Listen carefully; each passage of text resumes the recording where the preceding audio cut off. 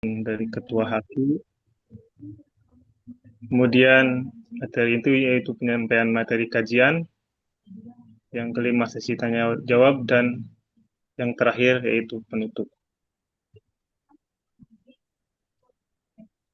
Baik, untuk membuka acara kita pagi ini yang penuh rahmat ini, mari kita bersama awali dengan bacaan basmalah.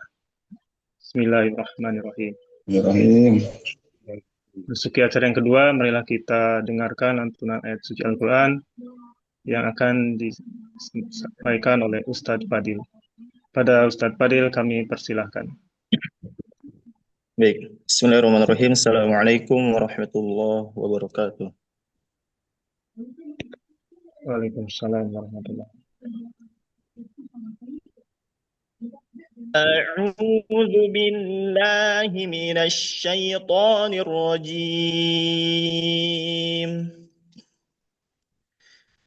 بسم الله الرحمن الرحيم.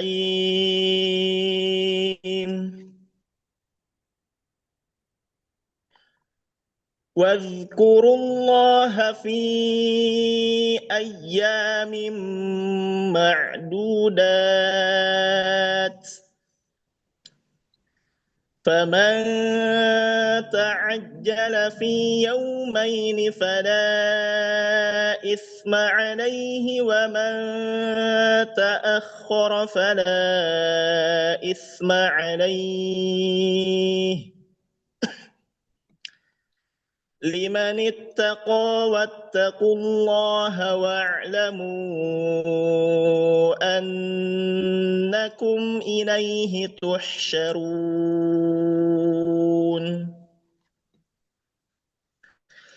ومن الناس من يعجبك قوله في الحياة الدنيا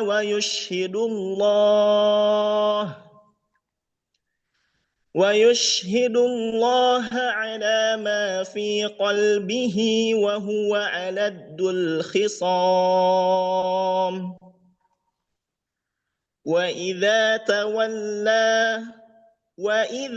تولى سعى في الأرض ليفسد فيها ويهلك الحرث والنسل والله لا يحب الفساد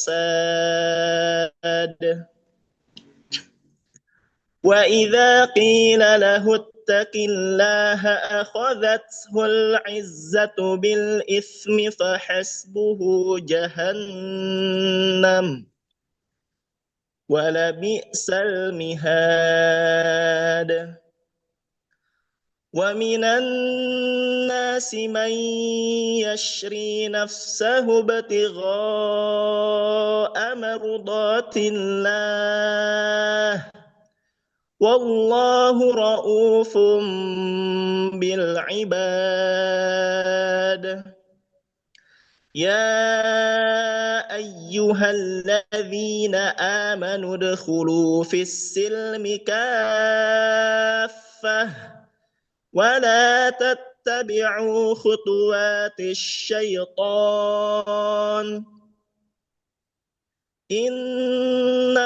إنه لكم عدو مبين فإن زللتم من بعد ما جاءتكم البينات فاعلموا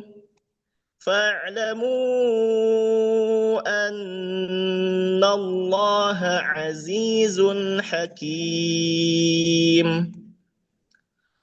هل ينظرون إلا أن يأتيهم الله في ظلال من الغمام والملائكة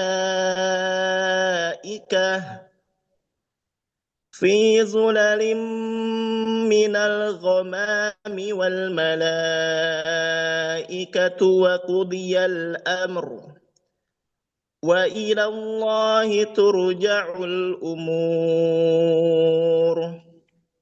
صدق الله العظيم. Wassalamualaikum warahmatullahi wabarakatuh. Waalaikumsalam warahmatullahi wabarakatuh. Jazakallah khairan kepada Ustadz Fadil. Semoga ayat-ayat yang dibacakan menjadi pengingat dan penyejuk jiwa bagi kita semua. Dan semoga kita selalu menjadikan Al-Quran sebagai pedoman dalam jalanan kita sehari-hari. Amin ya Allah ya Rabbal Alamin. Selanjutnya marilah kita dengarkan sambutan dari Ketua Haki yang akan pada kesempatan ini Ustadz Dodi akan menyampaikan sambutannya. Kepada Ustadz Dodi kami persilahkan. Ya, terima kasih Ustaz Andi. Bismillahirrahmanirrahim. Assalamualaikum warahmatullahi wabarakatuh. Alhamdulillahilladzi anzala al-Qur'an lin-nasi wa bayyinatin minal huda wal furqan. Asyhadu an la ilaha illallah wahdahu la syarika lah wa asyhadu anna Muhammadan 'abduhu wa rasuluhu la nabiyya ba'da. Alhamdulillahirabbil alamin. Pertama-tama segala puji kita sampaikan kepada Allah Subhanahu wa taala yang telah melimpahkan kita nikmat iman, Islam, dan juga kesempatan untuk kembali menghadiri majelis ilmu pada kesempatan kali ini. Salam dan salam kita sampaikan kepada junjungan kita yang mulia Nabi Muhammad Sallallahu Alaihi Wasallam serta keluarga, sahabat, dan juga seluruh umatnya yang setia mengikuti sunnah beliau hingga akhir zaman. Bapak Ibu sekalian, sebagai pengantar pada majelis ilmu kita pada pagi hari ini, alhamdulillah kita kembali bisa menjalankan atau mengadakan kembali majelis Al-Quran yang ketiga. Kali ini kita akan membahas dan mempelajari kitab yang fenomenal ya, kitab yang sangat masyhur, yaitu At-Tibyan fi Adabi Hamalatil Quran, kitab yang membahas secara mendalam tentang adab, akhlak ya, dan juga keutamaan para hamilul Quran ya, para pembawa Al-Quran ya. Dan ini mengingatkan kita bahwa Al-Quran tidak hanya untuk dibaca dan juga dihafalkan ya, tapi juga untuk dihayati, diamalkan dalam seluruh aspek kehidupan kita ya. Bagaimana kemuliaan seorang hamba tidak hanya diukur dengan kuantitas bacaan ataupun hafalan, namun sejauh mana Al-Quran itu mampu untuk membentuk akhlak, tutur kata, dan juga perilaku dari orang tersebut. Oleh karena itu, kajian ini menjadi sangat penting sebagai sarana muhasabah bagi kita semua, agar hubungan kita dengan Al-Quran semakin berkualitas dan bernilai ibadah di sisi Allah Subhanahu wa Ta'ala. Dan kami juga berharap mudah-mudahan dengan kajian ini Allah Subhanahu wa Ta'ala memberikan kita ilmu yang bermanfaat, hati yang senantiasa tunduk kepada kebenaran ya, serta kekuatan. Allah berikan kekuatan kepada kita untuk mengamalkan nilai-nilai Al-Quran dalam kehidupan kita sehari-hari. Akhir kata kami mengucapkan terima kasih yang sebesar-besarnya, jazakumullah khairan kepada seluruh peserta yang sudah meluangkan waktunya, dan juga para pihak yang tidak dapat kami sebutkan satu persatu yang telah memberikan support dan sumbangsinya untuk terselenggaranya majelis rutin kita, yang kali ini kita akan insya Allah akan menamatkan buku At-Tibyan ini ya, walaupun tidak secara detail, tapi kita akan bahas insya Allah bab per babnya ya, dalam satu pertemuan bisa selesai satu bab ya, nanti juga tergantung dengan dinamika dari kajian kita. Allahu a'lam bishawab. Mungkin itu saja sebagai pengantar. Selamat mengikuti kajian ini. Mudah-mudahan Allah kembali temukan kita pada kesempatan yang akan datang, dan pada akhirnya Allah akan mempertemukan kita kembali dalam majelis yang lebih barokah dan juga menjadi impian cita-cita kita, yaitu majelis di surga nanti, kita akan berkumpul kembali dengan orang-orang yang kita cintai. Baik, itu saja mungkin sebagai pengantar. Saya kembalikan kepada Pak Andi. Assalamualaikum warahmatullahi wabarakatuh.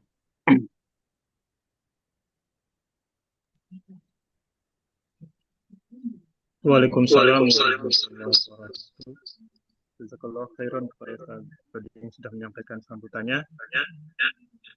Baiklah, kini tibalah saatnya yang kita nantikan bersama, yaitu penyampaian materi kajian yang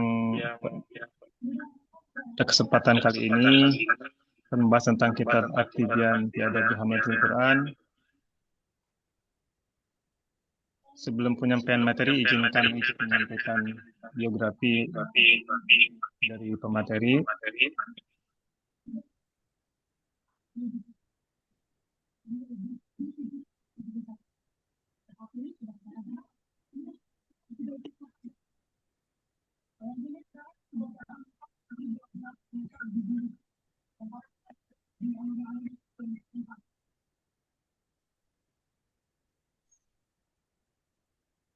Nama lengkap dari pemateri pada kajian ini yaitu Ustadz Yagus Ahmad Firdaus. Beliau menempuh pendidikan S1 dan S2 di Sudan, yaitu di Universitas Al-Quran Al-Karim untuk S2-nya. Beliau juga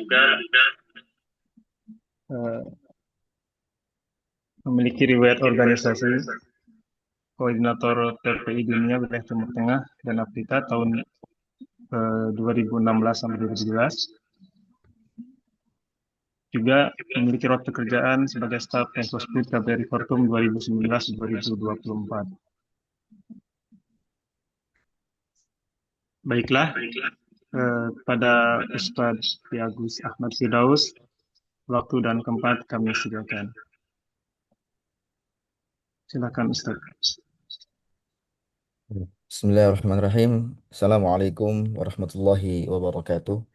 Waalaikumsalam warahmatullahi wabarakatuh. Alhamdulillah. Thumma salatu wassalamu ala rasulillah wa ala alihi wa sahbihi wa mawalah. Rabbi syrah li sadri wa yassir li amri wahlul uqdatam min lisani yafqahu qawli. Subhanaka la ilma lana illa ma 'allamtana innaka antal alimul hakim. Rabbi syrah li sadri wa yassir li amri wahlul 'uqdatam min lisani yafqahu qawli. Allahumma la sahla illa ma ja'altahu sahla wa anta taj'alul huzna idza syi'ta sahla. Amma ba'du. Alhamdulillah, segala puja dan puji hanyalah milik Allah Rabb semesta alam, yang sampai dengan pagi ini Allah masih memberikan kepada kita berbagai macam nikmat. Di antara nikmat yang paling besar yang Allah berikan kepada kita adalah nikmat iman, Islam, ihsan, ya, juga kesempatan dan kesehatan. Sehingga pada pagi hari ini Allah Subhanahu wa taala izinkan kita untuk bisa bersama-sama, ya, berkumpul meskipun secara virtual, ya. Mudah-mudahan kegiatan kita pada pagi hari ini masuk ke dalam apa yang disabdakan Nabi Shallallahu Alaihi Wasallam, majtama'a qaumun yadhkuruna Allah azza wa jalla illa hafathumul malaikah wa ghasyiyatuhumur rahmah wa nazalat alaihimus sakinah wa dzakarahumullahu fi man indah.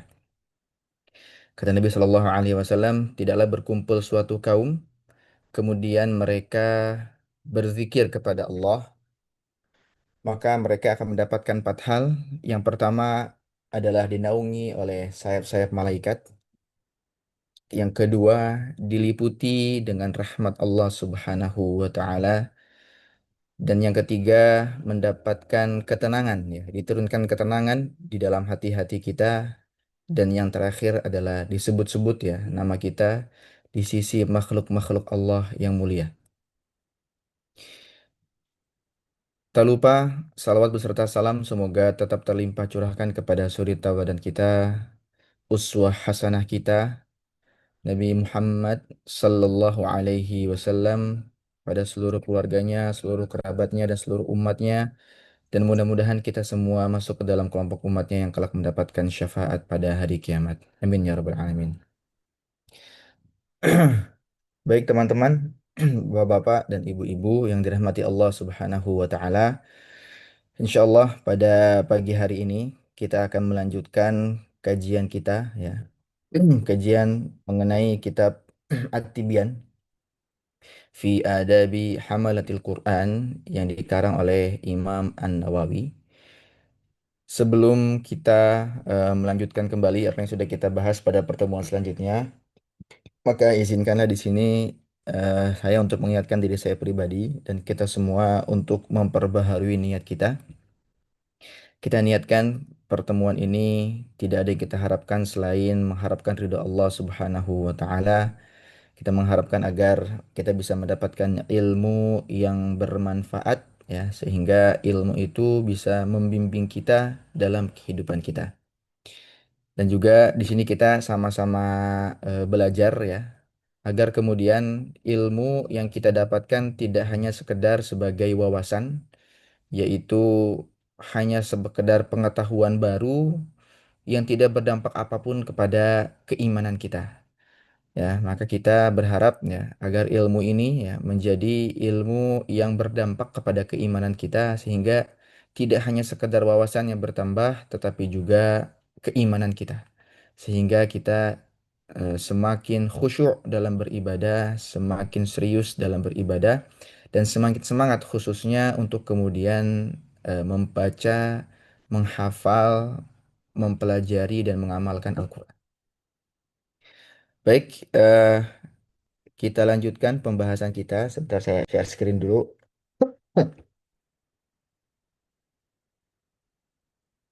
Eh, ini apakah sudah terlihat? Sudah Ustadz, Baik, baik. terlihat. Baik, ini suara saya jelas nggak? Jelas Ustadz, Jelas. jelas. Saya coba. Takutnya kalau ini kira-kira lebih jelas dengan headset atau tanpa headset? Sama Ustadz. Oh, sama aja ya. Oke. Iya. Dengan headset lebih jelas. Oh, dengan headset lebih jelas. Oke, baik. Oke. Eh, At-Tibyan fi adabi hamalatil Quran ya, penjelasan mengenai adab-adab orang yang membawa atau mengemban Al-Quran. Ya, hamalati itu merupakan bentuk jama dari hamil yaitu pembawa ya.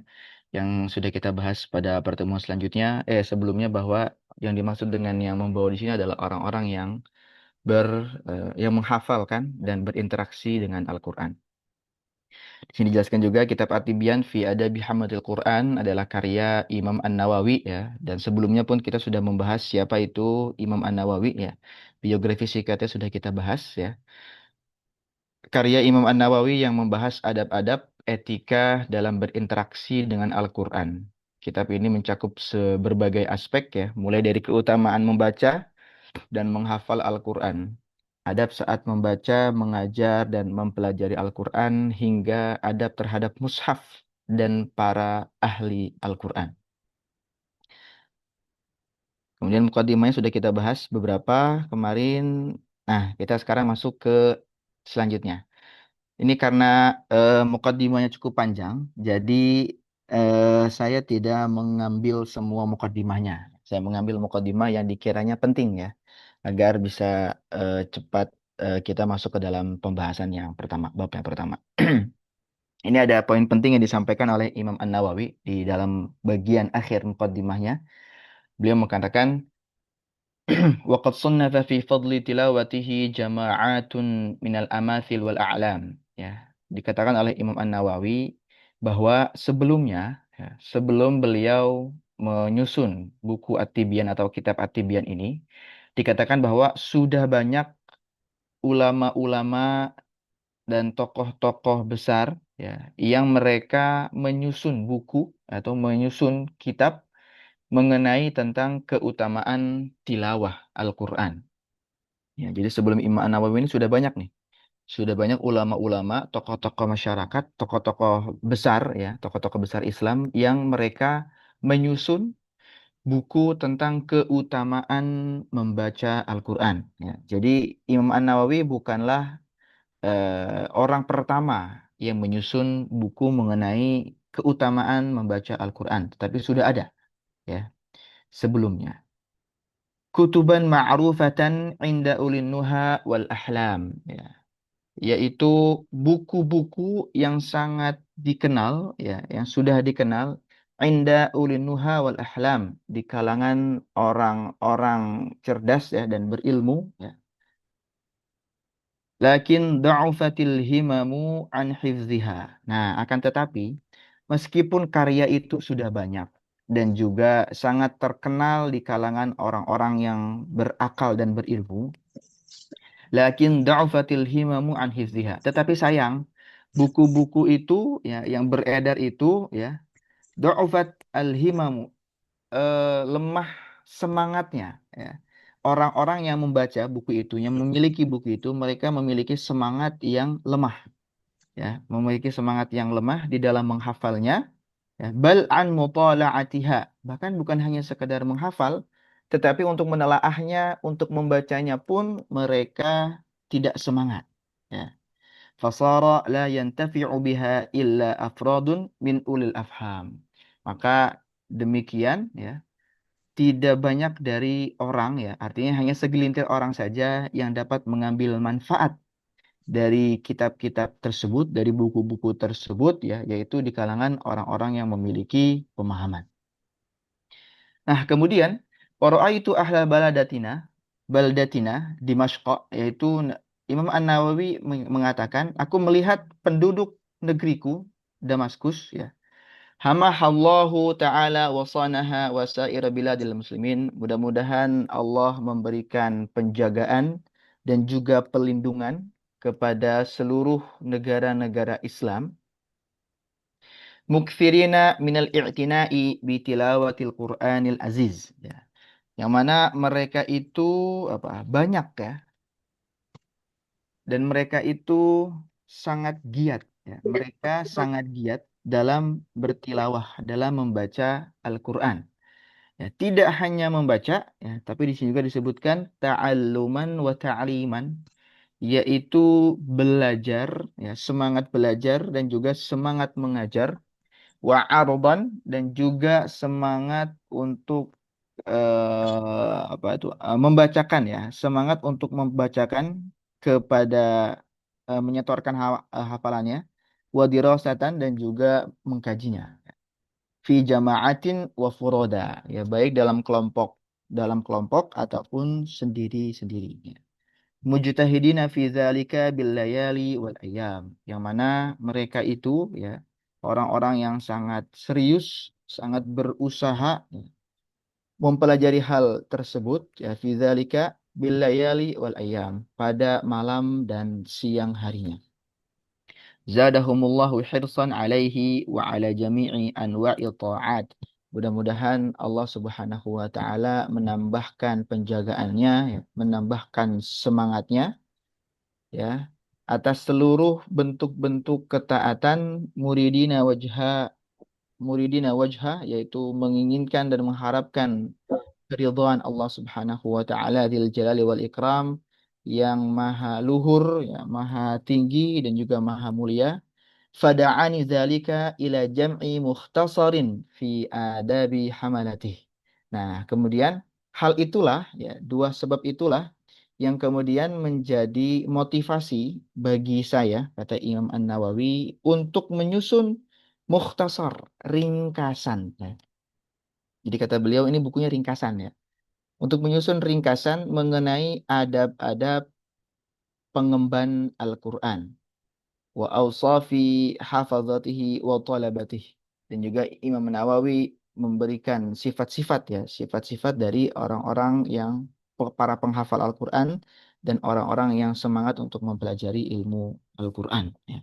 Jadi sebab atau latar belakang kenapa Imam An-Nawawi menulis buku ini adalah karena sudah banyak ulama-ulama terdahulu yang sudah menulis, namun sayangnya sedikit sekali dari masyarakat yang mengambil manfaat dari tulisan tersebut. Dan kemudian ditambah dengan fenomena yang sedang beliau saksikan di depan mata, di mana penduduk di Damaskus ya dan juga seluruh apa namanya negara-negara Islam, mereka memiliki semangat yang tinggi dalam mempelajari, mengajarkan, mengkaji, dan juga menghafalkan Al-Quran. Nah, sehingga di balik apa namanya momentum ini ya, memanfaatkan momentum ini, kemudian Imam An-Nawawi memutuskan untuk menyusun buku ringkas ya mengenai adab-adab pengemban dan sifat-sifat daripada penghafal dan para penuntut atau orang-orang yang belajar mengenai Al-Quran. Faqad aujaballahu subhanahu an-nasihata li kitabihi. Maka Allah Subhanahu wa taala telah memberikan ya, telah mewajibkan an-nasihah, nasihat li kitabihi untuk kitabnya yaitu untuk Al-Qur'an.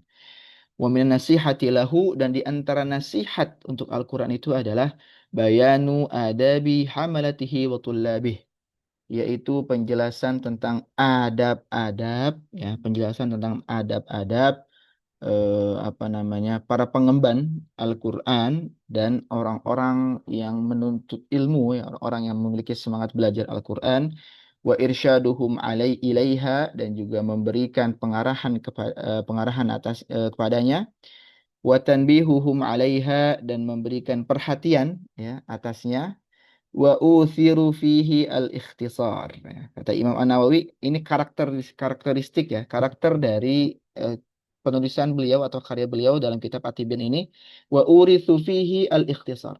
Jadi Imam An-Nawawi itu mengutamakan, ya, mengedepankan al-ikhtisar, ringkas. Jadi tidak bertele-tele ya. Wa uhadhiru at-tatwila wal ikthar. Jadi beliau itu menghindari apa namanya? Berpanjang-panjang atau bertele-tele ya. Beliau tidak menulis kitab ini, tidak menyusun kitab ini dengan bertele-tele tetapi ringkas-ringkas saja. Jadi straight to the point, langsung ya, langsung ke inti poinnya. Wa aqtasiru fi kulli babin ala tarfin min atrafihi wa armuzu min kulli darbin min adabihi ila ba'di asnafi. Ya. Dan kemudian aku meringkas kata Imam An-Nawawi fi kulli babin ala tarfin min atrafih. Di setiap bab itu ada poin penting ya di antara poin-poin yang harus diketahui. Ya, jadi beliau itu hanya memilih poin-poin pentingnya saja dalam satu bab. Jadi ketika beliau membahas satu bab bukan kemudian dalil Al-Quran ataupun dalil dan juga dalil hadis yang dikumpulkan itu yang berkenaan dengan bab tersebut bukan berarti seluruh hadis yang telah dikumpulkan, bukan. Tetapi beliau hanya mengambil beberapa saja, ya, hanya mengambil beberapa saja tentang hadis-hadis ataupun ayat Al-Quran yang berkenaan dengan suatu bab. Jadi beliau tidak panjang lebar ya membahas satu bab kemudian ada 100 hadis misalkan atau 50 hadis misalkan tidak ya. Beliau menyusun ini ya karena beliau mengatakan wa uthiru fihi al-ikhtisar. Memang beliau ingin meringkas, tidak ingin berpanjang-panjang, tidak ingin bertele-tele. Wa armuzu min kulli darbin min adabihi ila ba'di asnafih. Maka kemudian Imam An-Nawawi juga armuz ya membuat kode atau membuat tanda ya min kulli darbin dari setiap bagian min adabihi ila ba'di asnafihi ya membuat beberapa jenis nantinya ya membuat beberapa jenis tidak hanya satu falidzalika adzkuru ma adzkuruhu bihadfi asanidihi maka maka demikian Imam An-Nawawi kemudian menulis ya atau meletakkan satu hadis dengan tidak menuliskan secara lengkap sanad-sanadnya. Ya, beliau tidak menuliskan secara lengkap sanad-sanadnya, jadi beliau spesifik langsung dari sahabat langsung kepada Nabi Shallallahu Alaihi Wasallam. Ini merupakan kebiasaan beliau ya. Dalam kitab yang lain juga, misalkan dalam kitab Arba'in An-Nawawiyah, beliau pun melakukan hal yang sama dan dijelaskan juga oleh beliau bahwa beliau tidak ingin bertele-tele agar memudahkan untuk difahami dan dihafalkan. Wa in kanat asaniduhu bihamdillahi ta'ala indi minal hadarati al-atidah. Ya. Meskipun beliau tidak menuliskan sanad-sanadnya, ya, tidak menuliskan perawi-perawinya, urutan-urutannya dari Nabi Shallallahu Alaihi Wasallam kepada sahabat, kepada tabiin, kepada atba'ut tabiin, terus sampai kepada Imam An-Nawawi. Meskipun beliau tidak menulis perawi-perawi ini, tetapi pada hakikatnya dengan izin Allah, dengan atas segala pujian bagi Allah, Imam An-Nawawi itu menghafal, ya, menghafal seluruh sanad-sanadnya. Ya. Ini subhanallah ya. Ini apa namanya, di antara kehebatan ya dan di antara kekuatan hafalan Imam An-Nawawi ya. Beliau apa namanya, menghafal seluruh sanad-sanad hadis ya. Bahkan dikatakan juga dalam kitab Riyadhus Shalihin, beliau pun mengatakan hal yang sama ya. Dari sekian banyak hadis yang ada dalam kitab Riyadhus Shalihin, beliau itu menghafal seluruh sanad-sanadnya. Tetapi beliau hanya menuliskan sebagian saja. Jadi, para jamaah sekalian dan teman-teman dirahmati Allah, Imam An-Nawawi ini ya, ketika beliau meringkas satu atau meringkas beberapa hadis dalam satu bab, maka pada hakikatnya hadis-hadis yang ada di dalam bab tersebut itu merupakan hadis-hadis pilihan beliau. Ya, hadis-hadis pilihan beliau yang berkenaan tentang bab tersebut. Dan ketika dikatakan hadis-hadis pilihan beliau, maka bukan berarti beliau hanya hafal 20 hadis, kemudian beliau pilih sebagian, bukan. Tapi ratusan hadis, bahkan ribuan hadis yang beliau hafalkan. Dari semua hafalan-hafalan beliau, beliau hanya memasukkan beberapa saja dalam setiap babnya. Jadi hadis-hadis atau ayat Al-Quran yang dipilih oleh Imam An-Nawawi dan setiap babnya itu merupakan pilihan dari beliau sendiri, ya, yang kemudian sangat apa namanya, memiliki menjelaskan tentang keutamaan yang begitu luar biasa tentang para pengembangan Al-Quran. Nah, ini bagian akhir ya, ini bagian akhir dari apa namanya mukadimah beliau. Tadi saya katakan di awal bahwa saya meringkas mukadimahnya agar tidak terlalu panjang ya. Saya meringkas mukadimahnya agar tidak terlalu panjang dan di bagian akhir beliau mengatakan wa'lam annal ulama'a min ahli al-hadithi wa ghairihim jawazu al-amala bid-da'if fi fadailil a'mal. ومع هذا فإني أقتصر على الصحيح ولا أذكر الضعيف إلا في بعض الأحوال.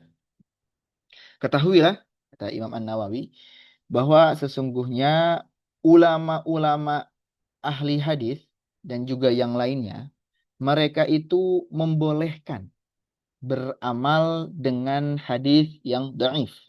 Ya, sebagaimana kita ketahui ya, di antara hadis-hadis yang bisa kita terima itu ada 3 tingkatan ya. Ada hadis sahih, ada hadis hasan, dan juga ada hadis dhaif ya. Dan para ulama sudah menjelaskan para ulama bahwasannya kita itu boleh beramal dengan memegang atau dengan berpijakan pada apa namanya hadis yang dhaif, tetapi untuk perkara-perkara tertentu saja.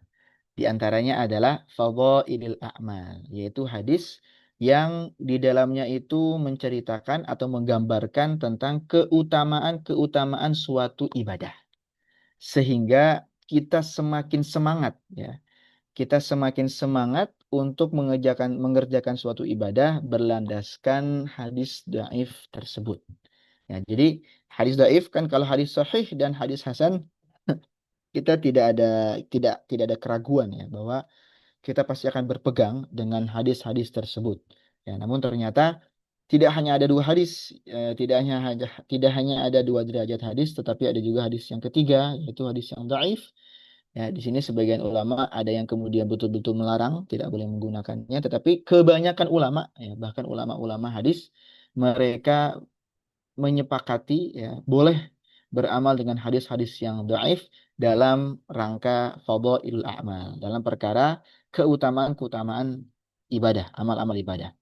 Tetapi ya kata Imam An-Nawawi wa ma'a hadza fa inni aqtasiru. Ya, meskipun diperbolehkan kata para ulama untuk menggunakan hadis-hadis yang dhaif, tetapi fa inni aqtasiru 'ala sahih, tetapi aku hanya membatasi dengan hadis-hadis yang sahih.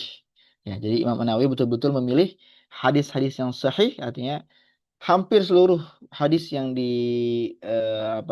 yang disebutkan di dalam kitab At-Tibyan ini hampir seluruhnya sahih wala adzkuru dha'ifa, dan aku tidak menyebutkan hadis-hadis yang dhaif illa fi ba'dil ahwal, kecuali pada bagian kecil, ya, dalam bagian kecil dalam suatu keadaan, ya, dalam keadaan-keadaan. Jadi, apakah ada hadis yang dhaif di dalam kitab At-Tibyan? Jawabannya ada, ya. Jawabannya ada kitab yang dhaif hadis yang dhaif dalam kitab ini, tetapi tidak banyak, ya. Maka kesimpulannya dari tadi yang sudah kita sampaikan bahwa yang pertama, sudah banyak ulama yang mengarang keutamaan tilawah, namun sedikit yang mengambil manfaat. Ya, sedikit yang mengambil manfaat. Ini sangat disayangkan sekali. Dan yang kedua, semangat masyarakat Damaskus, ya, dalam mempelajari Al-Quran, yang kemudian memberikan ilham dan semangat kepada Imam Nawawi untuk mengarang kitab yang ringkas ini, yaitu kitab At-Tibyan, fokus pada pokok pembahasan. Dan kemudian yang keempat, beliau tidak mencantumkan sanad agar memudahkan, ya. Dan yang kelima, kebanyakan hadis yang dipilih adalah hadis-hadis sahih, ya, hadis-hadis sahih, dan sebagian kecilnya adalah hadis yang dhaif. Itu tentang mukadimah yang beliau tulis, ya. Ini menjadi tradisi keilmuan kita, ya, bahwa ketika ada satu buku yang ingin kita bahas, maka kita perlu untuk membaca mukadimahnya agar kita mengetahui semangat apa yang dimiliki oleh penulis, dan juga kita mengetahui karakter apa yang digunakan oleh penulis dalam menyusun kitab tersebut. Dan kita sudah mengetahui hal-hal penting itu, maka kita bisa langsung ke dalam pembahasan pada bab yang pertama. Oh, ini dalam kitab At-Tibyan ini ada 10 bab, ya. Ada 10 bab yang disusun oleh Imam An-Nawawi. Ya, yang bab yang pertama adalah fi atrafin min fadilati tilawatil Quran wa hamalatih, yaitu aspek-aspek tentang keutamaan tilawah Al-Quran dan para pengembannya.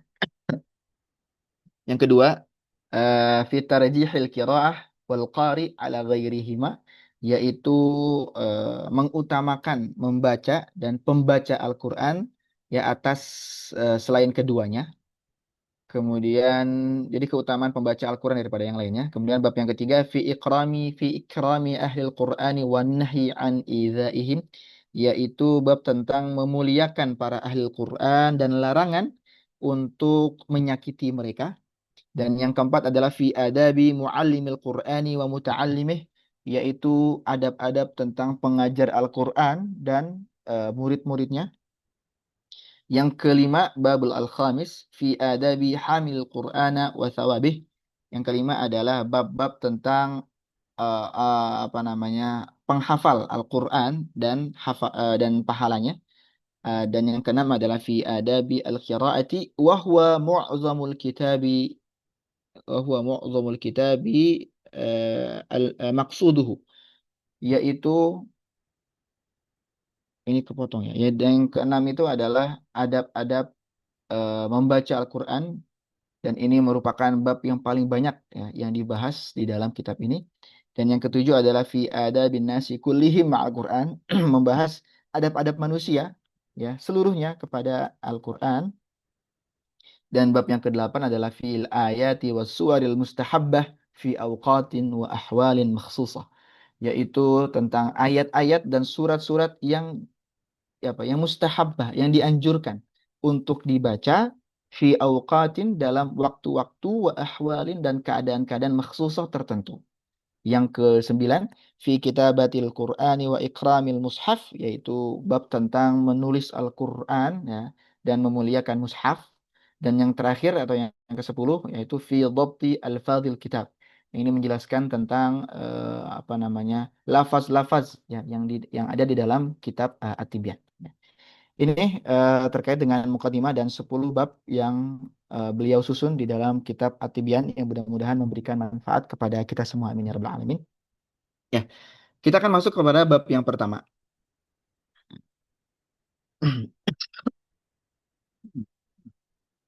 Bab yang pertama, al-babul awal fi atrafin, ya, min fadilati tilawatil Qur'ani wa hamalatih.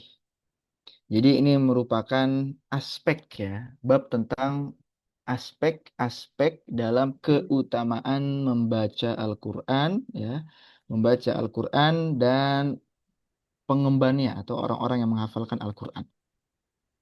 Qala Allah Ta'ala, Allah Subhanahu wa Ta'ala berfirman, A'udzu billahi minasyaitonir rajim, innal ladzina yatluna kitaballahi wa aqamus shalah wa anfaqu mimma razaqnahum sirran wa alaniyah yarjuna tijaratan lan tabur liyuwaffiyahum ujurahum wa yazidahum min fadlihi innahu ghafurun syakur. Fatir ayat 29 sampai dengan ayat 30. Innalladzina yatluna kitab Allah. Sesungguhnya orang-orang yang bertilawah, orang-orang yang membaca Al-Quran, ya, yang membaca Al-Quran ini, kata para ulama, tidak hanya sekedar memaknai dengan orang-orang yang membaca, tetapi juga orang-orang yang mentadaburi, ya, orang-orang yang mengamalkan Al-Quran, orang-orang yang berinteraksi dengan Al-Quran, itu masuk ke dalam yatluna kitab Allah. Innalladzina yatluna kitab Allah. Sesungguhnya orang-orang yang membaca Al-Quran, wa aqamus salata, dan juga mendirikan salat, wa anfaqu mimma razaqnahum, dan juga menginfakkan dari sebagian harta yang kami rezekikan kepada mereka, sirran wa alaniyah, baik secara sembunyi-sembunyi ataupun secara terang-terangan, yarjuna tijaratan lan tabur. Mereka melakukan hal tersebut untuk apa? Mereka mengharapkan tijaratan lan tabur, yaitu perniagaan yang tidak pernah rugi. Ya, perniagaan yang tidak pernah rugi. Ya, maksud di sini itu adalah mengharapkan keuntungan. Maka dijelaskan yang dimaksud dengan keuntungan di sini adalah mengharapkan pahala yang amat besar. Liwafiyahum ujurahum, agar kemudian Allah Subhanahu wa Ta'ala menyempurnakan bagi mereka pahala-pahala mereka, wa yazidahum min fadlihi innahu ghafurun syakur, dan juga menambahkan bagi mereka fadli, keutamaan Allah.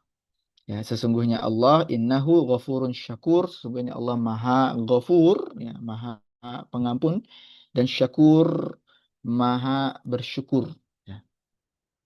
Di sini ada hal menarik teman-teman, dalam firman Allah wa yazidahum min fadlih. Dan Allah menambahkan bagi mereka, yaitu bagi orang-orang yang melakukan 3 syarat, ya. Yang pertama, orang-orang yang mempelajari Al-Quran. Yang kedua, orang-orang yang mendirikan salat.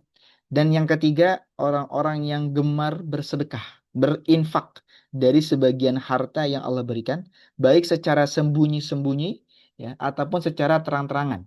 Ya, jadi kita boleh bersedekah secara sembunyi-sembunyi dan boleh juga dalam terang-terangan. Yang paling penting itu adalah sedekah, ya. Jangan kemudian berdebat sembunyi-sembunyi atau terang-terangan, tapi ujungnya dia tidak bersedekah. Ya, yang penting adalah bersedekah. Boleh sembunyi-sembunyi, boleh terang-terangan. Ya, bagi orang-orang yang melakukan 3 hal ini, ya, maka akan Allah berikan pahala yang sempurna, wa yazidahum, dan Allah akan menambahkan bagi mereka min fadlih, dari kemuliaan atau keutamaan-keutamaan Allah. Apa yang dimaksud dengan keutamaan-keutamaan di sini? Jadi yang dimaksud dengan keutamaan-keutamaan di sini, para ulama tafsir, ya, mengungkapkan kurang lebih ada 3 maksud, ada 3 hal yang dimaksudkan dengan fadlih atau keutamaan Allah. Yang pertama, yang dimaksud dengan fadlihi adalah pahalanya. Yang dimaksud dengan fadlihi itu adalah pahala yang Allah berikan kepada orang-orang yang melakukan ibadah-ibadah tersebut. Jadi sudah sempurna pahala yang Allah berikan dan ditambah lagi pahalanya oleh Allah Subhanahu wa Ta'ala. Jadi bertambah, semakin bertambah pahalanya.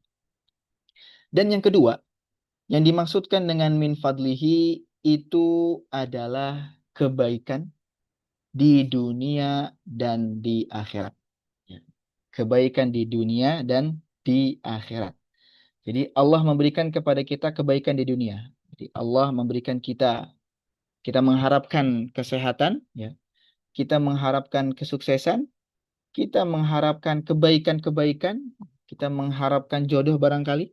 Kalau seandainya ada yang masih belum masih jombloan atau jomblowati fisabilillah, atau mengharapkan apapun itu, ya, kebaikan-kebaikan dunia, kebaikan-kebaikan yang ada di dunia, maka itu Allah akan berikan bagi orang-orang yang melakukan 3 hal ini.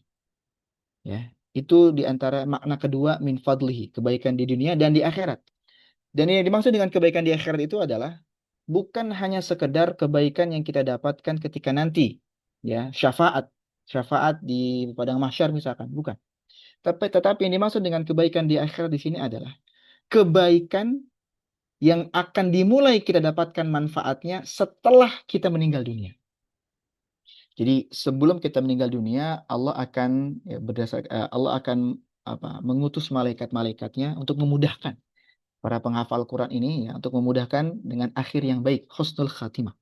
Setelah meninggal dunia, kemudian di dalam kuburan, min fadlihi ini maksudnya adalah Allah akan memberikan penerangan, Allah akan memberikan keluasan, Allah akan memberikan pendamping yang menyenangkan selama seorang itu berada di dalam kubur.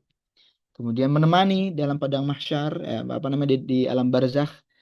Kemudian nanti kelak di padang mahsyar pun akan diberikan keutamaan-keutamaan, ya, keutamaan-keutamaan, akan diberikan naungan, akan diberikan rasa tenang di saat semua manusia merasa ketakutan dan cemas. Para penghafal Al-Quran ini diberikan ketenangan dan kenyamanan. Kemudian juga dimudahkan dalam hisab, dimudahkan dalam melewati as-sirat, dan pada akhirnya dimasukkan ke dalam surga Allah Subhanahu wa Ta'ala. Ini dimaksud dengan fadlihi, kebaikan di dunia dan di akhirat.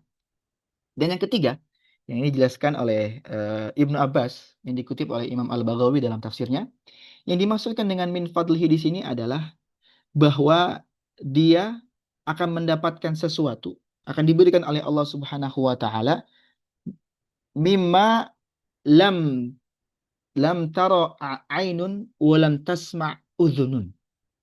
Nah, dia akan mendapatkan sesuatu dari yang belum pernah dilihat oleh mata dan belum pernah didengar oleh telinga. Tentu ini menjadi hal yang artinya sesuatu ini betul-betul istimewa, ya. Sesuatu ini betul-betul istimewa dan mungkin dinanti oleh kita semua. Maka mudah-mudahan Allah Subhanahu wa Ta'ala ya, memberikan kita kemudahan untuk menjadi hamba-hamba Allah yang gemar yatluna kitab Allah, yang gemar membaca, mempelajari, mentadabburi, menghafal dan mengamalkan Al-Qur'an dengan sebisa kemampuan kita. Dan di antara yang sedang kita lakukan ini adalah insya Allah ini bagian daripada yatluna kitab Allah, yaitu kita sedang belajar bersama-sama ya tentang firman Allah dan juga mendirikan sholat dan juga bersedekah. Maka Allah akan berikan pahala yang sempurna, Allah akan memberikan tambahan pahala, ya, Allah akan memberikan nikmat di dunia dan di akhirat, dan Allah akan memberikan sesuatu lam tara ainun wa lam tasma' udhun, sesuatu yang belum pernah disaksikan oleh mata dan didengar oleh telinga. Mudah-mudahan Allah memberikan kita kemudahan untuk bisa melakukan hal tersebut. Innahu ghafurun syakur. Sesungguhnya Allah itu ghafur. Ghafurun syakur. Ghafur ini diambil dari kata sighah mubalaghah yang artinya maha pengampun ya. Maha pengampun. Artinya maha pengampun dan syakur maha bersyukur. Lalu kita masuk ke dalam hadis yang pertama. Warawaina an Utsman bin Affan, dan kami meriwayatkan dari Utsman bin Affan radhiyallahu anhu Utsman bin Affan berkata, qala Rasulullah sallallahu alaihi wasallam, Rasulullah sallallahu alaihi wasallam bersabda, khairukum man ta'allamal Qur'ana wa 'allamah.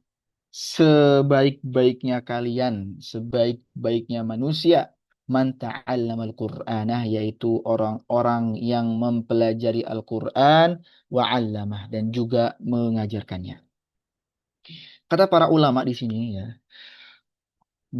berlandaskan dengan hadis ini, sebaik-baiknya manusia, sebaik-baiknya kalian adalah yang mempelajari dan mengamalkan Al-Qur'an, maka ada kaidah ya, yang mengatakan kullu syai'in yartabitu bihil Qur'an asbaha 'aziman yusbihu 'aziman.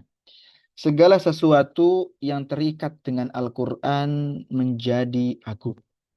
Ya, segala sesuatu yang terikat dengan Al-Qur'an yusbih 'aziman, menjadi agung. Di antaranya yang kita ketahui bersama adalah bahwa Allah Subhanahu wa Ta'ala mengutus Jibril, ya, memilih malaikat Jibril untuk membawa wahyu kepada Nabi Shallallahu Alaihi Wasallam berupa firman Allah. Maka kemudian Jibril menjadi Sayyidul Malaikah, Jibril menjadi pemimpin para malaikat. Kenapa menjadi pemimpin para malaikat? Karena Jibril dipilih oleh Allah untuk membawakan wahyu kepada Nabi Muhammad SAW. Kemudian Al-Quran turun di pada bulan Ramadan. Ya. Al-Quran turun pada bulan Ramadan. Syahrul Ramadan alladzi unzila fihil Quran. Bulan Ramadan adalah bulan diturunkannya Al-Quran. Maka kemudian karena turun pada bulan Ramadan, maka Ramadan ya, menjadi bulan yang mulia, ya, menjadi bulan yang utama, ya, yang di dalamnya ada satu hari yang lebih baik daripada 1000 bulan. Ya, dan hari itu pun ya, adalah hari di mana turunnya Al-Quran. Inna anzalnahu, hu kembali kepada Al-Quran. Inna anzalnahu fi lailatul qadar. Ya. Malam Al-Qadar atau Lailatul Qadar itu adalah malam di mana turunnya Al-Quran. Turunnya Al-Quran itu membuat hari itu di antara 365 hari ya, dalam satu tahun ini kurang lebih, ada satu hari yang lebih baik daripada 1000 bulan. Kenapa hari itu menjadi hari yang lebih baik daripada 1000 bulan? Karena diturunkan Al-Quran pada hari itu. Maka hari menjadi mulia karena Al-Quran. Karena Nabi Shallallahu Alaihi Wasallam ya, menjadi manusia yang diturunkan kepadanya Al-Quran. Maka Nabi Muhammad Shallallahu Alaihi Wasallam menjadi Sayyidul Anbiya'i wal Mursalin. Menjadi pemimpinnya para nabi dan para rasul. Kenapa menjadi pemimpin para nabi dan para rasul? Karena turun Al-Quran ke atas Nabi Shallallahu Alaihi Wasallam. Kemudian Al-Quran turun kepada kita, kepada umat Nabi Muhammad Shallallahu Alaihi Wasallam.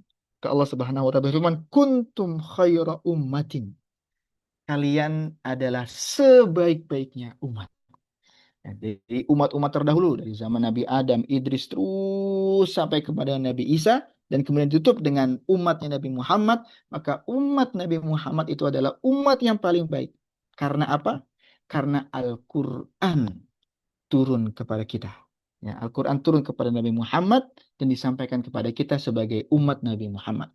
Fakullu syai'in, maka segala sesuatu yang terikat dengan Al-Quran, segala sesuatu yang berkaitan dengan Al-Quran, yusbih, maka dia menjadi aziman, menjadi agung. Ya. Maka kemudian ketika segala sesuatu itu yang terlibat atau terikat dengan Al-Quran menjadi azim, maka manusia, siapakah sebaik-baiknya manusia? Sebaik-baik manusia berdasarkan hadis ini, man ta'allamal Qur'ana, yaitu orang-orang yang mempelajari Al-Quran wa 'allamah, dan juga mengajarkannya. Lagi-lagi terikat dengan Al-Quran. Segala sesuatu yang terikat dengan Al-Quran maka menjadi azim, maka menjadi besar. Maka jika kita ingin menjadikan hari kita setiap hari ada hari-hari yang agung, maka mulailah hari kita dengan membaca Al-Quran. Khairukum man ta'allama al-Qur'ana wa 'allama. Sebaik-baiknya kalian adalah yang mempelajari Al-Quran dan mengajarkannya. Bahkan tidak hanya maknawi saja ya. Bahkan kertas kosong ya. Kertas kosong seperti kertas biasa yang ketika di situ ada Al-Quran maka dia menjadi agung ya. Maka tiba-tiba ada adabnya dalam berinteraksi dengan kertas tersebut ya. Atau misalkan apa itu resleting ya, resleting yang biasanya ada di celana kita atau di pakaian kita, itu kan tidak ada nilainya, tidak ada nilainya. Tetapi ketika resleting itu menjadi cover dari Al-Quran ya, menjadi penutup mushaf, maka resleting itu pun mendapatkan kemuliaan. Tidak mungkin resleting itu yang menempel dengan mushaf ditaruh di lantai atau diinjak-injak, kan tidak mungkin. Secara otomatis kita akan tahu bagaimana bermuamalah dengan mushaf. Kenapa kita muliakan? Karena di situ ada Al-Quran. Ya, kan di situ ada Al-Quran. Khairukum man ta'allama al-Qur'ana wa 'allama. Sebaik-baiknya kalian adalah yang mempelajari Al-Quran dan mengajarkannya. Kemudian hadis yang kedua, sebentar ini eh, eh, tidak bisa ya. Eh, Oke, kalau gitu kita kembali ke kitabnya saja. Sebentar ini error ini. Canva saya error. Sebentar saya stop dulu. Saya kembali kepada kitab dulu. Eh, ya, ya. Kemudian ya, jadi kita yang pertama di sini ya. Kita ada di sini. Gimana cara nulisnya ini? Biar terlihat.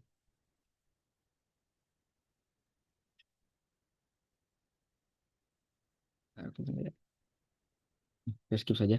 Eh, Rawahu tertutup di sini. Rawahul Imam Abu Abdullah Muhammad bin Ismail bin Ibrahim Al-Bukhari. Ya, hadis tadi diriwayatkan oleh Imam Al-Bukhari fi sahihihi dalam kitab sahihnya alladzi huwa asahhul kutubi ba'dal Quran, yang merupakan itu kitab yang paling sahih yang setelah Al-Quran. Kitab yang paling sahih setelah Al-Quran.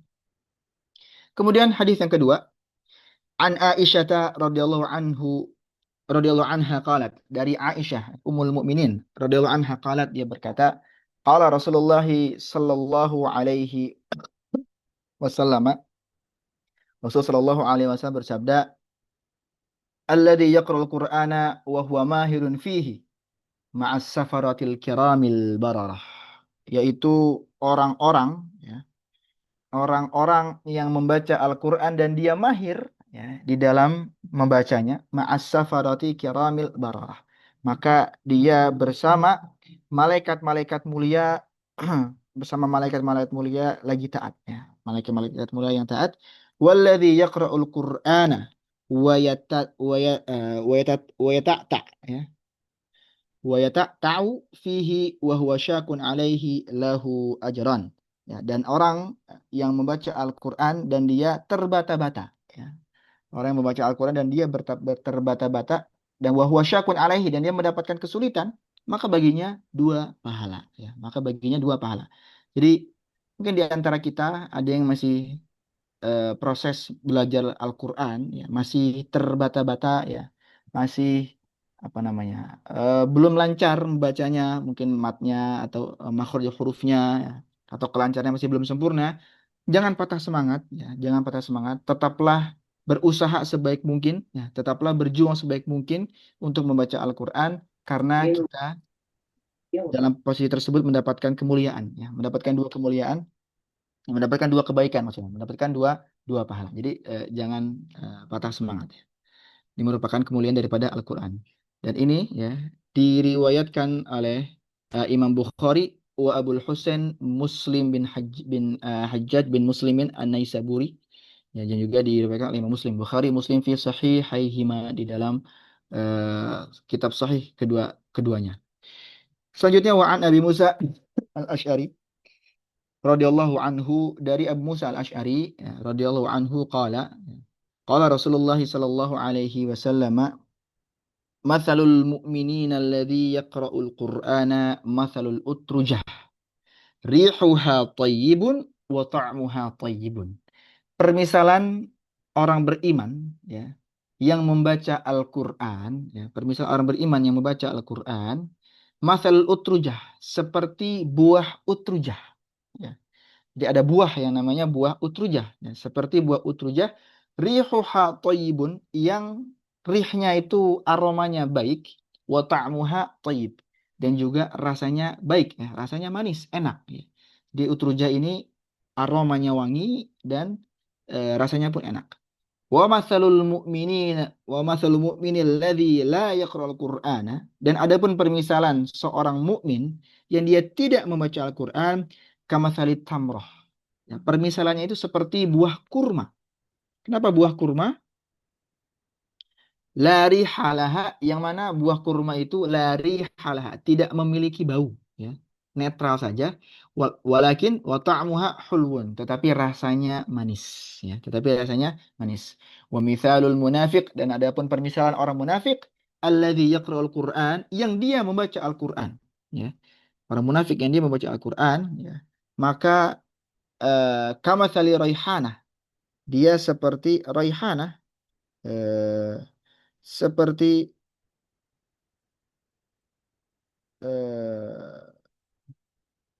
kemangi di sini. Kalau saya cek artinya, dia seperti kemangi, ya. Ya, seperti kemangi. Rihuha tayyibun, apa namanya, wanginya bagus, wanginya baik. Wa ta'muha murrun, tetapi rasanya pahit. Wa mathalul munafiqi alladzi la yaqra'ul Qur'ana kamathali Hanzalah, ya. Dan adapun orang munafik yang dia tidak membaca Al-Qur'an, maka permisalan dia adalah seperti Hanzalah. Ya, dia seperti Hanzalah. Hanzalah itu kalau diterjemahkan, ya, terjemahkan bebas, Hanzalah itu seperti apa itu? Seperti labu pahit, ya.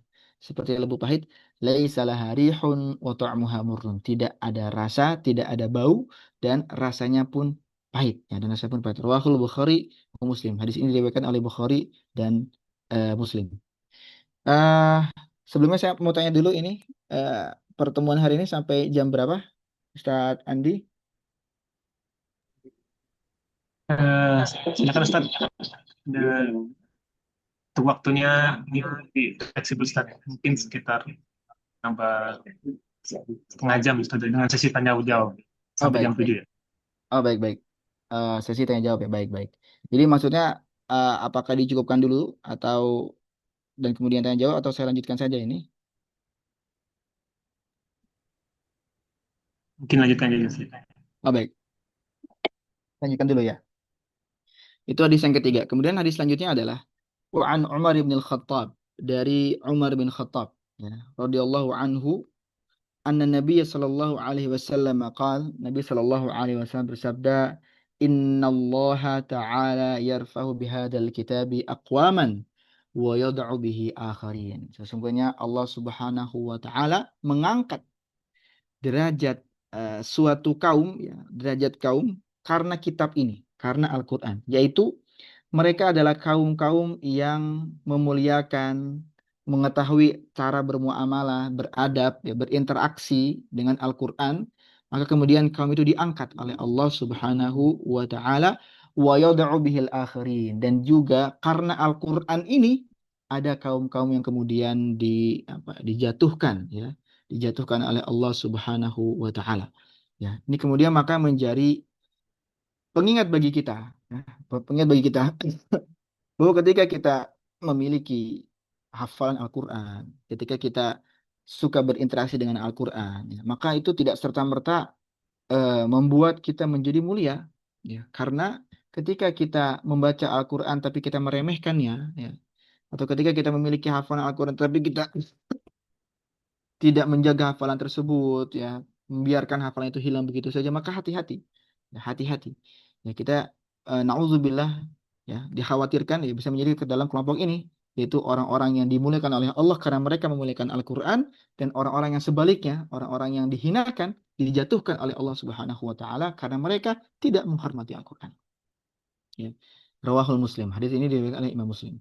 Kemudian an Abi Umamah Al-Bahili radhiyallahu anhu qala, dari Abi Umamah Al-Bahili radhiyallahu anhu berkata, qala sami'tu Rasulullah sallallahu alaihi wasallam yaqul, aku mendengar Rasulullah sallallahu alaihi wasallam bersabda, Iqra'ul Qur'ana fa innahu ya'ti yaumal qiyamah syafi'an li ashabih. Ya. Iqra'ul Qur'ana, bacalah Al-Qur'an.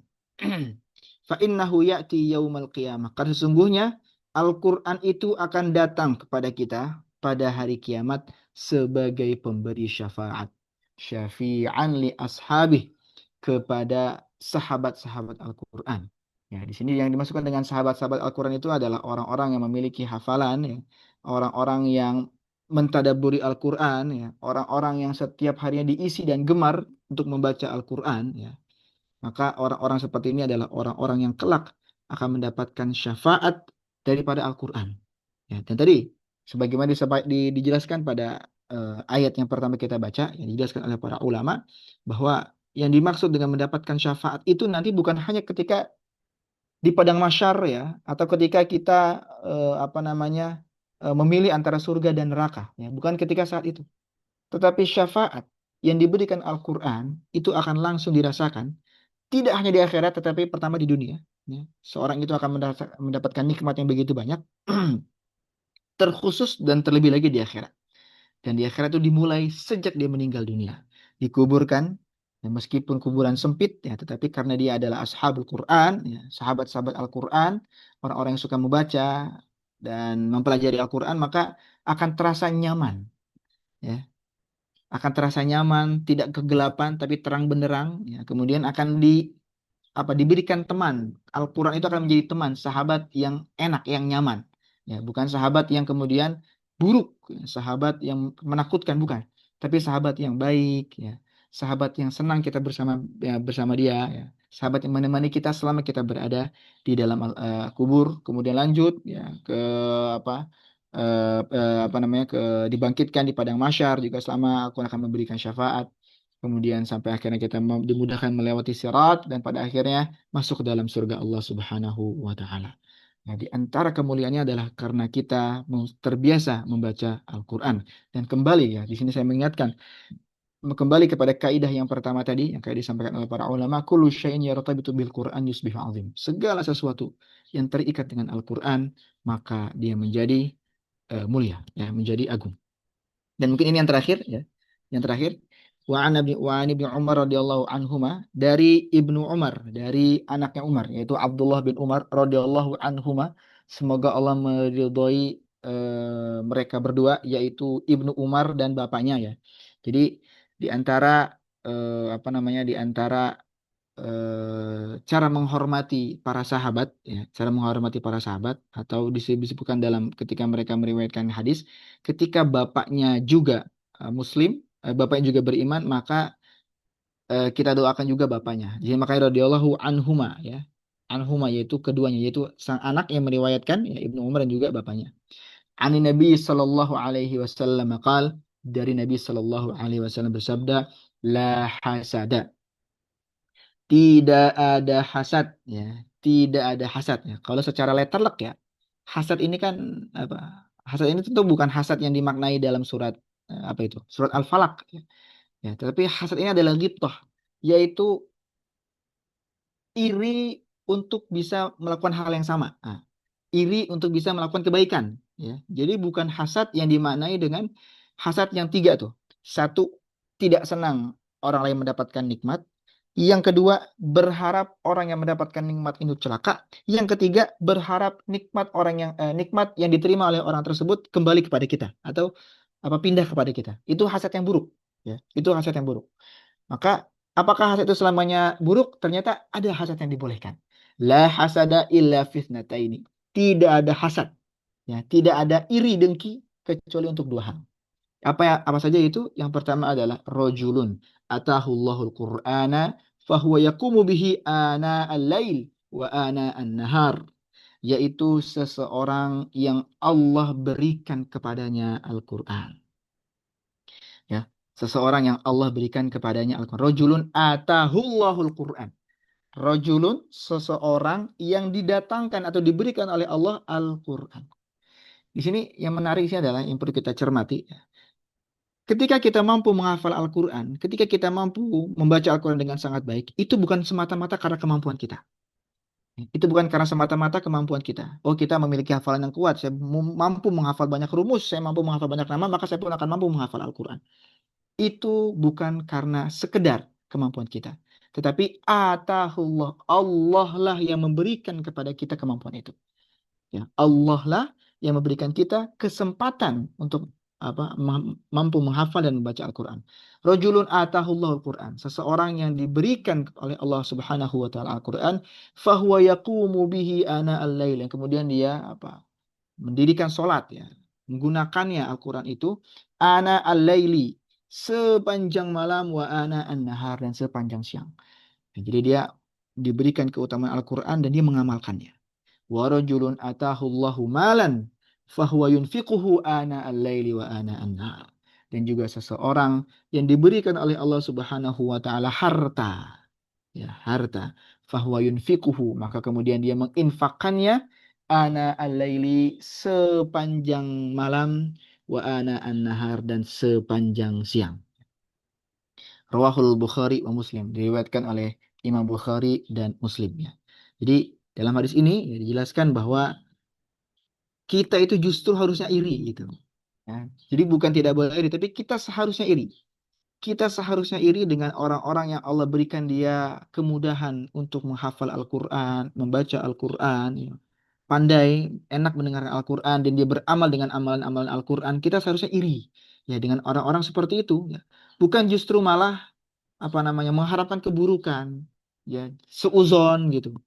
Ya, bukan kemudian kita malah menjelek-jelekan dia gitu karena ada kelebihan yang tidak kita miliki. Bukan seperti itu dorongannya, tapi dorongannya adalah kita iri agar kita bisa sama seperti dia. Itu orang-orang yang diberikan kemudahan oleh Allah untuk berinteraksi dengan Al-Quran. Dan yang kedua adalah orang yang memiliki harta, diberikan harta yang banyak, yang kemudian harta itu tidak membuat dia kikir, harta yang banyak itu tidak membuat dia sombong, harta yang banyak itu tidak membuat dia merasa bisa membeli segalanya, ya. Tetapi harta yang dia miliki itu adalah harta yang kemudian diinfakkan, diberikan kepada saudara yang membutuhkan, diberikan kepada orang-orang yang memerlu bantuan, ya, dan lain sebagainya, ya.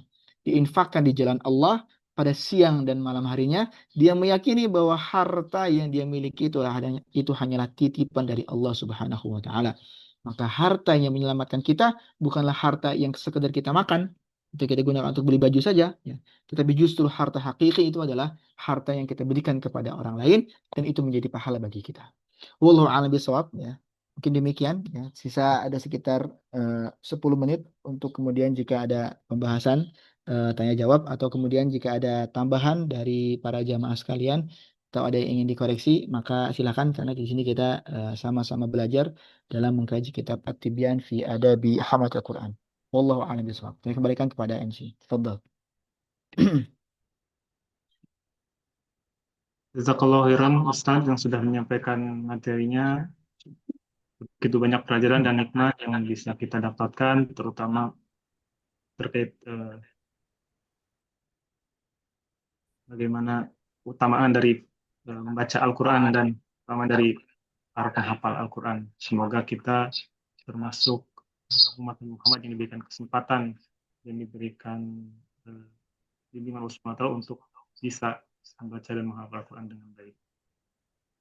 Baik Bapak Ibu, untuk sesi selanjutnya kami beri kesempatan kepada Bapak Ibu hadirin rahimakumullah untuk menyampaikan pertanyaan baik dengan disampaikan dengan chat ataupun dengan raise hand. Silakan Bapak Ibu.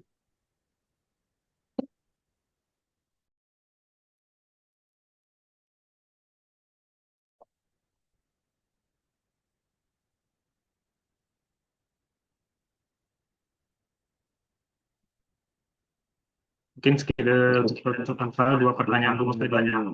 Silakan Bapak Ibu.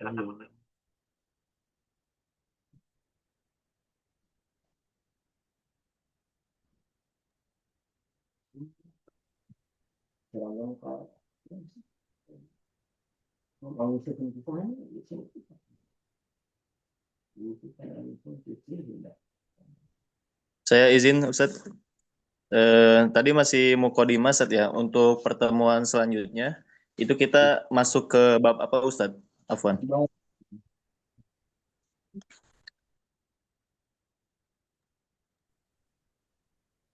Iya, tadi sudah masuk bab yang pertama. Tadi kita sudah masuk bab yang pertama. Tadi mukadimahnya sudah selesai. Kemudian kita sudah masuk ke dalam bab yang pertama, yaitu bab berkenaan tentang keutamaan-keutamaan para membaca Al-Quran dan orang-orang yang mengemban Al-Quran. Jadi itu sudah masuk ke dalam bab yang pertama, namun masih ada panjang beberapa hadis lagi, ya. Jadi saya cukupkan di pertengahan dulu tadi untuk bab yang pertama. Jadi kita sudah masuk ke bab yang pertama.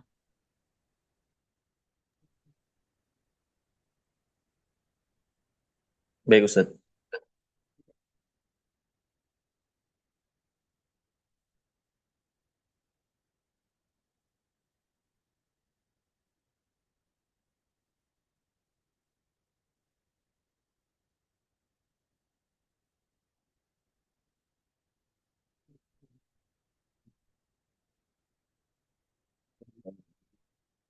Mungkin dari pertanyaan saya bertanya Ustaz dulu. Dari saya Ustaz. Oh iya, silakan. Ini Ustaz terkait menghafal Al-Quran ini. Bagaimana kita sebagai umat muslim ya diwajibkan untuk bisa menghafal Al-Quran sesuai dengan kemampuannya.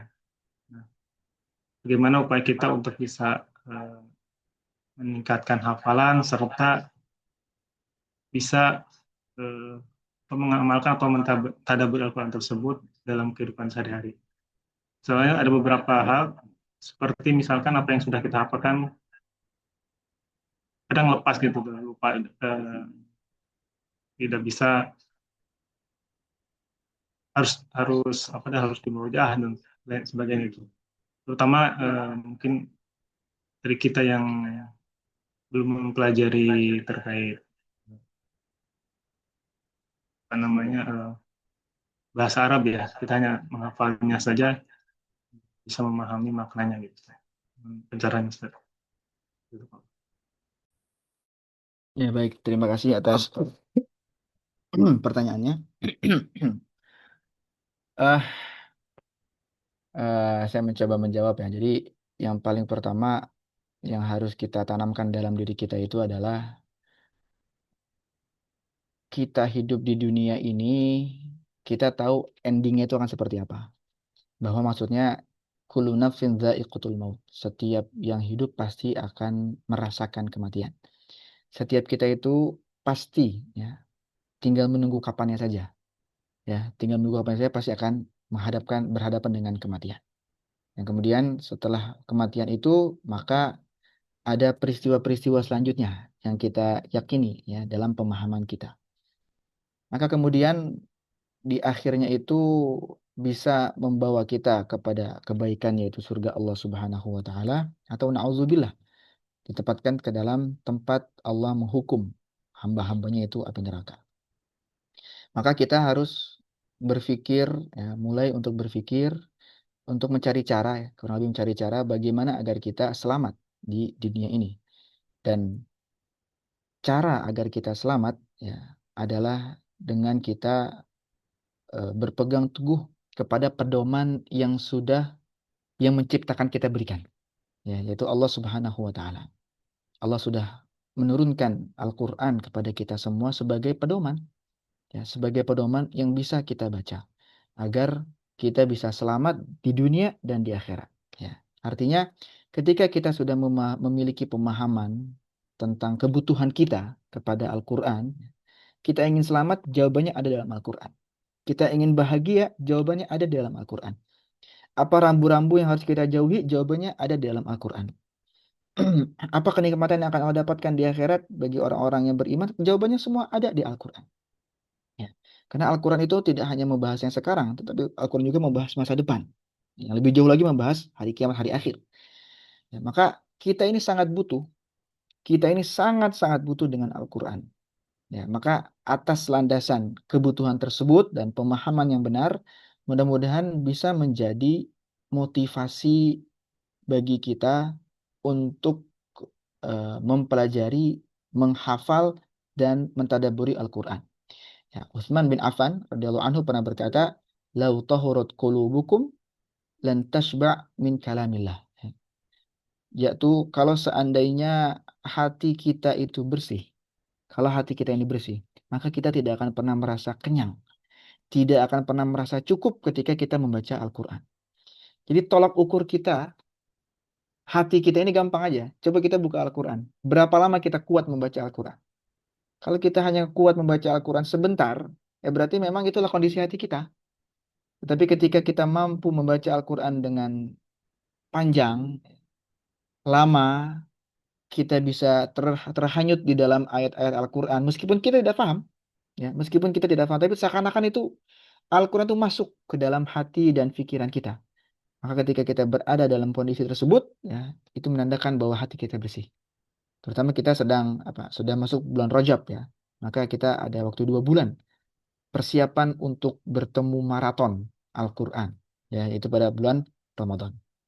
Lantas bagaimana caranya agar kita memiliki semangat dan agar kita bisa mengamalkan, ya, berusaha sekuat tenaga sebisa mungkin untuk bisa mengamalkan Al-Quran. Yang pertama tentu adalah tidak ada yang bisa kita lakukan mengawali segala kebaikan-kebaikan yang ingin kita lakukan selain kita berdoa kepada Allah. Yang pertama adalah berdoa kepada Allah. Ya, jadi tadi yang disampaikan dalam hadis rajulun atahullah Al-Qur'an, yaitu seseorang yang diberikan oleh Allah Al-Qur'an. Ya, kemudian dalam zikir yang selalu kita baca, Allahumma a'inni ala zikrika wa syukrika wa husni ibadatik. Ya Allah, bantulah hamba ala zikrika untuk mengingatmu. Wa syukrika dan bersyukur kepadamu. Wa husni ibadat dan perbaikilah ibadahku. Ya. Yang pertama tentu yang paling penting adalah kita berdoa kepada Allah Subhanahu wa taala. Kita memohon kepada Allah, ya Allah, bersihkanlah hati kami, bersihkanlah hati ini ya Allah. Mudahkanlah kami untuk mempelajari Al-Quran, membaca Al-Quran, menghafal Al-Quran, mentadabburi Al-Quran, mengamalkan Al-Quran. Kita meminta izin kepada Allah Subhanahu wa taala. Ya. Artinya ketika kita meminta kepada Allah, maka pada hakikatnya kita sudah melatih diri kita untuk ikhlas kepada Allah. Menghafal Al-Quran bukan untuk disebutkan sebagai seorang hafiz. Oh itu, Ustadz Fulan hafiz. Ya, hafalannya banyak, bacaannya bagus. Ya, atau kita menghafal Al-Quran ya, tujuannya untuk apa hal-hal duniawi. Gitu. Tujuannya untuk hal-hal duniawi. Jika kita menggunakan Al-Quran untuk hal-hal duniawi, maka kita merugi. Ya, kita rugi. Karena Al-Quran itu levelnya bukan level dunia. Al-Quran itu levelnya dunia dan akhirat. Ya. Maka ketika kita ingin membaca Al-Quran, menghafal Al-Quran, hal yang paling pertama kita lakukan itu adalah dengan berdoa kepada Allah. Setelah kita berdoa, baru kemudian yang kedua kita belajar atau bertemu dengan komunitas-komunitas Al-Quran. Ya, bertemu dan belajar bersama dengan komunitas-komunitas Al-Quran dan dirutinkan. Dirutinkan. Ya. Kalau bisa sepekan sekali atau 2 kali gitu. Ya. Dan di antaranya adalah kita menghadiri kajian-kajian. Nah, itu pun bagian daripada zikir kepada Allah. Ya. Jadi setelah kita berniat dan meminta bantuan kepada Allah, kemudian kita menempuh jalur jalan-jalannya atau cara-caranya, yaitu dengan cara menghadiri halaqah-halaqah Al-Quran, ya, bertemu dengan komunitas-komunitas Al-Quran, dan yang ketiga adalah kita mencari kita membuat target ya, disiplin dengan diri kita sendiri. Ya, berapa target harian, ya, berapa target hafalan ya. Kalau Syekh kami mengatakan minimal itu ya minimal itu untuk memurojaah hafalan itu 10% setiap hari. Minimal sekali. 10% setiap hari. Agar setiap 10 hari hafalan kita sudah termurojaah. Ya, setiap 10 hari hafalan kita sudah termurojaah. Itu bagian dari upaya yang disampaikan oleh Syekh kami untuk kemudian kita memiliki kesempatan menjaga ya, upaya kita untuk menjaga Al-Qur'an. Mungkin itu Ustaz Andi ya yang bisa disampaikan. Mudah-mudahan bermanfaat.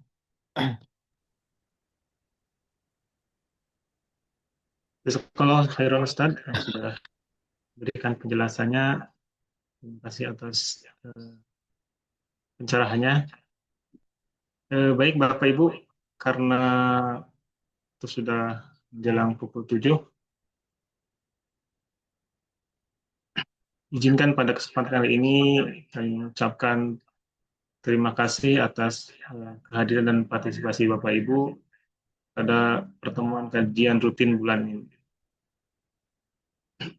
Semoga apa yang kita laksanakan pagi ini menjadi pemberat timbangan amal serta mendapatkan ridho Allah Subhanahu wa taala. Amin ya Allah rabbal alamin.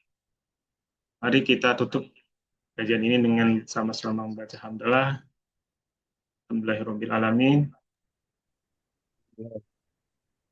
Dan tutup dengan doa kafaratul majelis. Subhanallah wa bihamdihi. Allahumma bihamdika asyhadu an la ilaha illa anta astaghfiruka wa atubu ilaik. Selaku pembicara, mohon maaf atas segala khilafan. Terima kasih atas perhatian dan kebersamaannya. Billahi taufiq hidayah. Wassalamualaikum warahmatullahi wabarakatuh. Waalaikumsalam warahmatullahi wabarakatuh. Jazakallah Ustaz. Wa iyyakum Ustaz Dodi, wa iyyakum. Jazakallah khair Ustaz. Semoga Iya, bermanfaat. amin ya rabbal alamin. Jazakumullah khairan Ustaz. Wa iyyaki Bu Siti.